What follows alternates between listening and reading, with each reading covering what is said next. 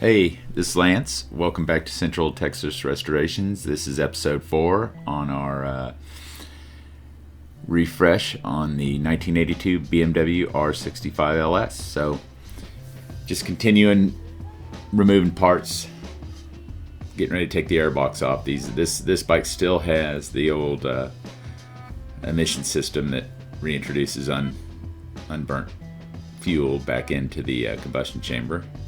And I'll put that back on just to keep everything stock. But really, everything's in good shape. Everything comes off pretty easy.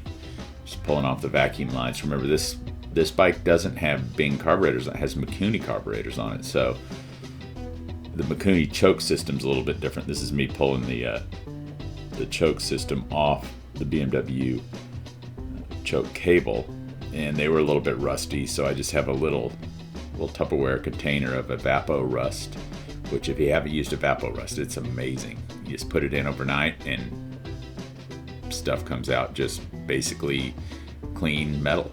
And here we are taking the lock nut off the adjuster. It was just rusted on, but all this stuff will turn out perfect. And then I'll CAD plate it before we put it back together so that it's more rust resistant. I actually won't CAD plate it, I'll zinc plate it. But continuing on the disassembly, I'm going to put new spark plug wires and caps on, just making sure they're the same length. Same thing, just continue pulling off vacuum lines. Clutch cable on this one is in good shape, just pulling that nut. This is a funky little nut with a hole through the middle, or bolt with a hole through the middle. So for whatever reason, I'm always worried about losing it, so I keep it in place.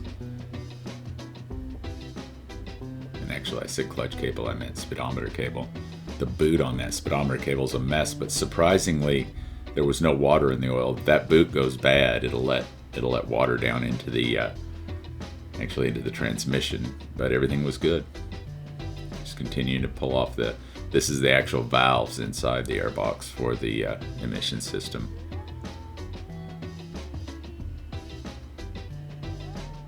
Everything's really clean and pretty nice. Thing was spinning using a wrench, so I just hit it real quick with the impact, popped it off,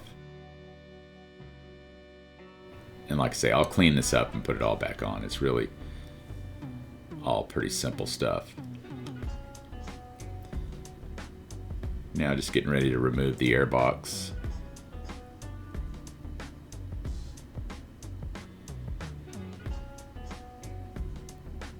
I've got way too many sockets. I need to spread them out over a couple drawers. It's too hard to find anything, especially when you can't see.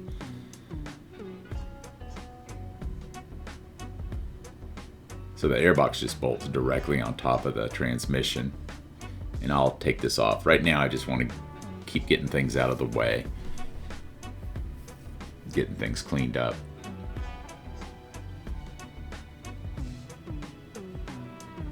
Sorry about the camera angle. I didn't realize that filming right into the open window wasn't such a hot idea. That little thing poking up is for the crankcase ventilation system, and there's two styles. This bike has the newer style, which is basically like a reed valve.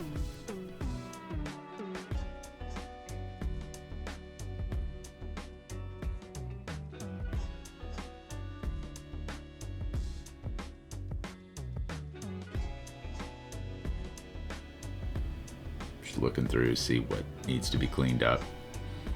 Some of the parts had already been through. Some of the parts are going to be replaced.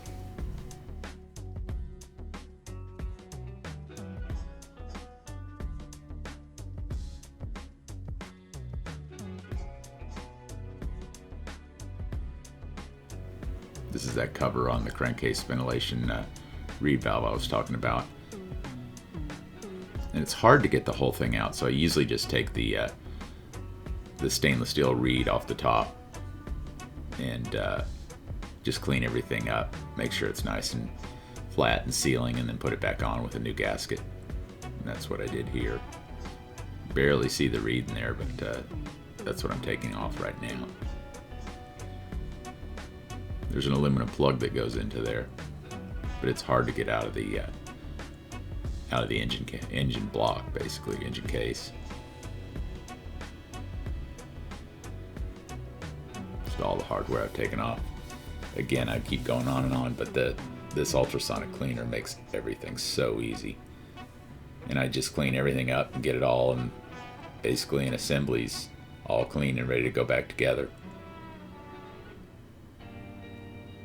This is really what I'm after. I want to get the valve covers off, rocker covers, but like I talked about in the other episodes, I was really not going to paint anything, and this left side doesn't look too bad, but the right side is really bad. The paint's flaking off, and so I'm going to go ahead and repaint these and resand them.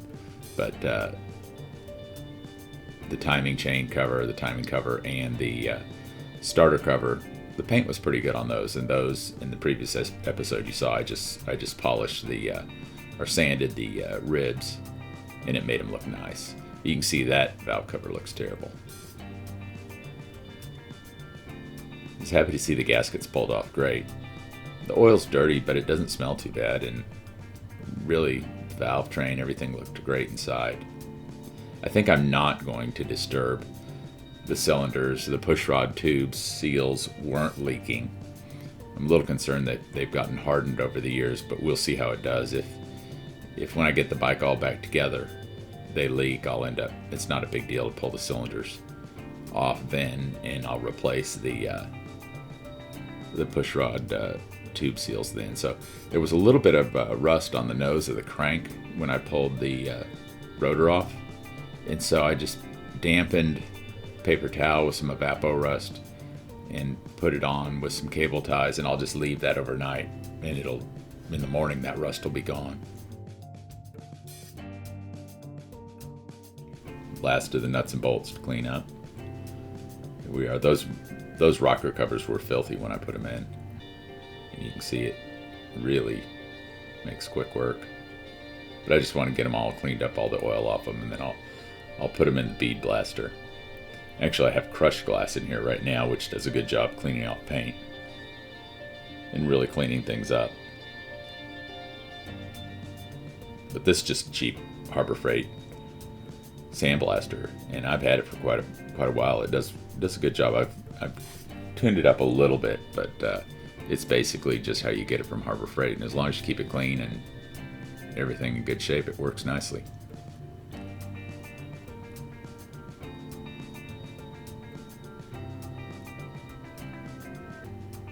Obviously this is sped up. It probably took me not too long, maybe 10 minutes per valve cover.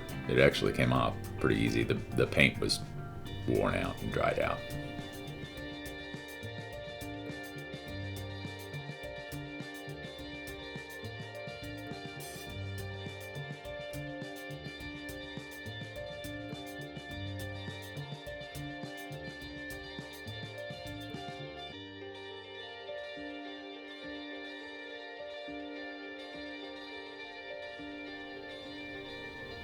There they are, ready for paint. And then this is the front cover that covers the stator and the alternator, and I didn't really want to start messing with it, but it had a lot of corrosion on the front from road debris hitting it, I guess. Or so I'll hit it here with the crushed glass to try to clean it up, and then you can see it's all done here. I'll change the cabinet out for glass beads and lower the pressure, and hopefully I'll get a nice finish on it. There were some nicks on the downward side of both valve covers, like the bike had fallen over or hit something. So I thought I'd just work them out a little bit, smooth them out with the Scotch-Brite wheel, which it did a good job. Now just ripen them down with lacquer thinner to get them ready for paint. I've taped them up.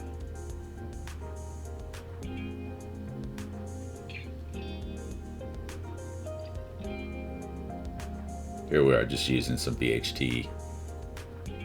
I think it's just actually BHT chassis paint, semi-gloss, and I think I put 3 coats on it. This part here is just real quick.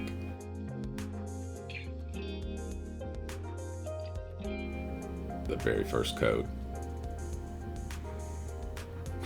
This one's flexible. I can't bend down to get the bottom. I think I turned them over and realized that I'd missed the whole bottom. But anyhow, I ended up with 3 coats, let them dry overnight, and then came back and just clamped them in the vise lightly and polished off the fins, and they look great.